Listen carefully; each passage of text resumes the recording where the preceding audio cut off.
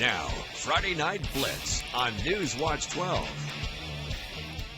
Welcome into the final week of Friday Night Blitz. Paisley, it's been a long season, a lot of highlights, a lot of good games, and amazing storylines all coming together tonight. Thank you for joining us. I'm Luke Doughton. And I'm Paisley Poole. We're going to start off tonight with a rivalry that runs deep in a state title game rematch from last season. So let's head to Spiegelberg. Indeed, let's get to Spiegelberg. It's the Black and Blue Bowl. North Medford Black Tornado welcoming the South Medford Panthers. A lot of energy in the stadium to start. Traeger Healy starts us. He finds Christian Ledesma for a quick gain. In this next play, kind of a broken play, no one's open, so he's going to do it with his legs. North Medford moving the ball early in this one, trying to get on the board. Healy evading the rush, rolling out. He's trying to find Brady Patterson, but Elijah Ingram sneaks in front for the pick. Yeah, this one was just out of nowhere. There's Ingram. We're going to fast forward a little bit on the ensuing drive. It's 4th and goal, and Kellen Lefebvre, he is going to go ahead and punch it in, talk about clutch. Panthers on the board first. Next, the Black Tornado drive. Now it doesn't start off well. Healy barely able to recover the bad snap and get rid of it. Ooh. And now the Panthers, they are threatening. They're going to get the ball back, and it sets up another touchdown for Lefebvre. He just knows how to find the end zone. Next, North Medford arrive. The Panthers D-line gets to Healy, setting up a punt. Now the Panthers, they had the momentum after that pick. South Medford going to sneak in a field goal before halftime. And the Panthers, they proved to be the problem in this one, getting their revenge from the title game last year, 30-0 South. Grants Pass. Now they're trying to secure the second automatic bid to fight for the state title. They were down 21-10, but they come back to win 31-28, and we'll see them next week, Luke. That was a huge game. They were down by a lot, but they end up bringing it back. But we're going to move from the 5A to the 4A and travel to Klamath Falls. Mazama hosting Henley. Henley enters this regular season finale looking to gain momentum ahead of the playoffs.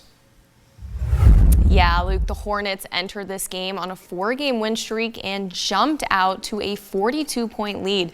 However, Kellen Lee gets the Vikings on the board. He finds Max Rogers for the long touchdown. And he's just not even going to be touched there. Henley, though, on their next possession, they're going to come back with a drive with some offense of their own. Derek Cox, he's going to scramble for a huge gain. He's going to make something happen again. I mean, broken plays sometimes, those can be the big ones. But this time, it's a pass to Porter Frost. And Luke, you wouldn't guess who gets into the end zone for the Hornets here. It's Derek Cox, gets his number called again, and third time's the charm. Now, Paisley, Henley is up 48-6 at this point, and the Vikings, they're trying to end the game on a positive note. However, it goes the opposite way. Kellen Lee throws an interception to Henry Ford, who takes it all the way back deep into Vikings territory. The Hornets, they elect to take a knee after this big play, and they go on to win 48-6. Now, let's head over to Ashland as the Grizzlies are taking on Hidden Valley Mustangs. And this was a high-scoring game. Let's get into those highlights. Ashland looking to get another win as they dominated their matchup last week, and the Mustangs looking to get their second win on the season. It's Halloween, and we know the Chain Gang, as they were dressed up earlier. Let's start in the first quarter. Ashland up 7-0, and Colton Hernandez gets it to Oscar Hernandez with a couple rushing TDs. Yeah, and it looked like it was going to be Ashland all night long, but the Mustangs answer back with this rushing touchdown from Jackson Sparlin. Hidden Valley, they try to go for two but fail, and the score is 14-16. We're a little behind here, sorry. You just saw Colton Hernandez hit David Carter for a touchdown, but now it's a pick six for Hidden Valley. And it's Jordan O'Driscoll who's going to take it all the way. And this ended up being a high-scoring game, and Hidden Valley scores late in the game to win 58-55. That was a close one. Ashland always has a high-scoring game. It doesn't matter who they play. Cool to see Hidden Valley get their second win, though. But we're going to move on to North Valley and Klamath Union, where North Valley had a chance to clinch a spot in the playoffs. Yeah, and it's senior night for those Knights. Oh, and a fun night, those Knights. And the game starts off with Gabe Dahlberg fighting to get into the end zone and get past Klamath defenders. He's not wanting to be taken down. It's really giving Cam Scadaboo, Luke. And the O-line here protecting their guys, Cade Moore into the end zone for the Knights' first touchdown. Now it starts to pick up a little more here with Moore. There's no other options but for him to run it in for the touchdown. I want to mention the Klamath Union defense working their tails off for a stop, but ultimately Dahlberg, he does get into the end zone. Moving on to the next Klamath Union drive, so that's Max Friedman who comes down with the pick.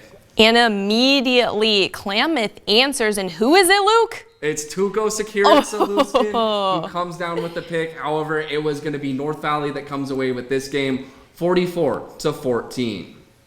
Now let's head back down I-5 to Lithia and Driveway Fields, the #1 team in 3A, playing their final regular season game.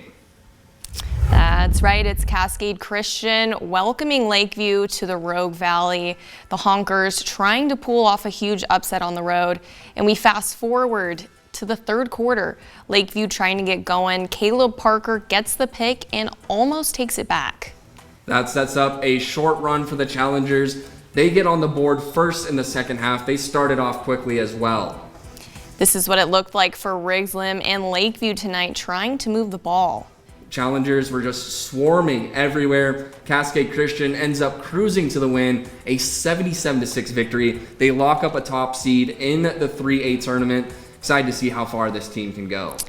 And St. Mary's now taking down Bonanza 59-16. I bet Dom Hrotzka had a few touchdowns in that one. He's a name you'll see a lot in this one. Now on to Culver at Rogue River tonight. That's going to be our next game. After we come back from the break, of course, more highlights and the play of the week. I'm excited. We've only got one more block left of this. I know. I can't believe it. Friday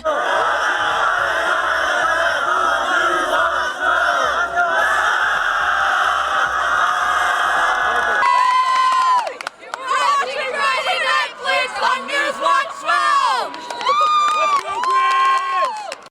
We've got one more game of highlights to go through. We're heading back up I-5 a little bit. Culver coming to Rogue River. Paisley, take us away. Let's do it. Strong plays from Rogue River. Quarterback Trevor Dirks playing till the end, and watch Dirks. He ducks, moves, and targets his receivers for these deep passes. Spreading the love at the end of the game, trying to find Waylon Aid in there. Even though it's an incomplete pass, we are loving the efforts. And my favorite play, this last play here, he decides to just take matters into his own hands, and he sees it, and he's chugging to keep the plays alive. However, even in frustration, Dirks ends the game for Rogue River on a positive note, but the final in this one, 55-0 Culver. Crosspoint Christian, now they go on to win in fashion as they dominate Camas Valley, 46-8. And our last game of the year to go over. It's crazy that we're at this point, Paisley, but Chiloquin, they are going to take the dub on Thursday against Prospect Charter at home. 4th win of the season for the Panthers. Now on to one of our favorite parts of Friday Night Blitz, and even though we love watching every single highlight, honestly everything's my favorite, but it's time for some Corey Elmore with our last play of the week. Just recorded the whole play of the week and then the microphone wasn't on. I'm Corey Elmore here with Terry Allen. and your grade, age, and position. I'm 17 and I'm a senior and I play running back and corner. Let's take a look at this week's play of the week.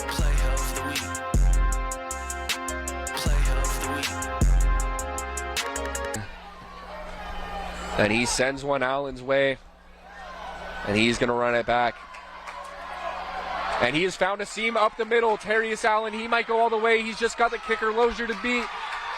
And one more man, he cuts it back. That is going to be a kickoff return for Terrius Allen. My goodness, this guy is athletic. Take me through how plays like this affect the energy on the field, the whole stadium. It makes the crowd go wild. It helps us on the field. It pushes us, motivates us to keep trying, keep playing harder. 90 yards. You told us in the first interview you didn't actually want to come out on the field. Take me through what the feelings are. I was just very tired. I didn't feel like going out. I just had a long defensive drive. I just didn't really feel like it. But then I went out there, scored, felt great after. Having the energy of the entire place in the palm of your hands, man, is that what you play for? Yes, 100%. This is the second week in a row that we've seen a Crater player win play of the week. What's going on in the back end, bro? We're just dogs. That's all I got to say. Now it's time for our week nominees for this week, week 10, our first play of the week. We're going back to Spiegelberg. Again, Traeger Healy trying to make something from nothing, almost does, but it's Elijah Ingram who comes out of nowhere and finds the interception. This was the momentum shifter. And we've seen this duel before. Colton Hernandez connecting with his guy David Carter for the long touchdown. Some things never go out of style. And they just seem to do that every week. But again, we're going back to Ashland. This time, it's Jordan O'Driscoll on Hidden Valley. He gets the pick six. He takes it all the way back. And this one ended up proving to be a huge play in this one as they win that shootout game. Now, as we wrap up the regular season, we're wrapped up in our Halloween costumes. And we're going to get a wrap on some of the teams that we are going to be talking about next week. So let's go ahead. First one, Grants Pass. They had that comeback win tonight against West Salem. And that was huge for them because West Salem and them, they were tied in the standings. And Grants Pass, they secure that second playoff bid. But now we got to talk about Henley, Paisley. Yeah, Henley. I know you had some big news for us, Luke, about Henley. They defeated who last week again? They took down Marshfield, which was a huge win. And now they have secured their playoff spot as well, looking to go back to their third state title game in a row. But we'll see how that goes. But thank you for joining us for Friday Night Blitz. Hope you guys are wrapped up in a warm blanket tonight. It was a cold one out there. And happy Halloween. Happy Halloween.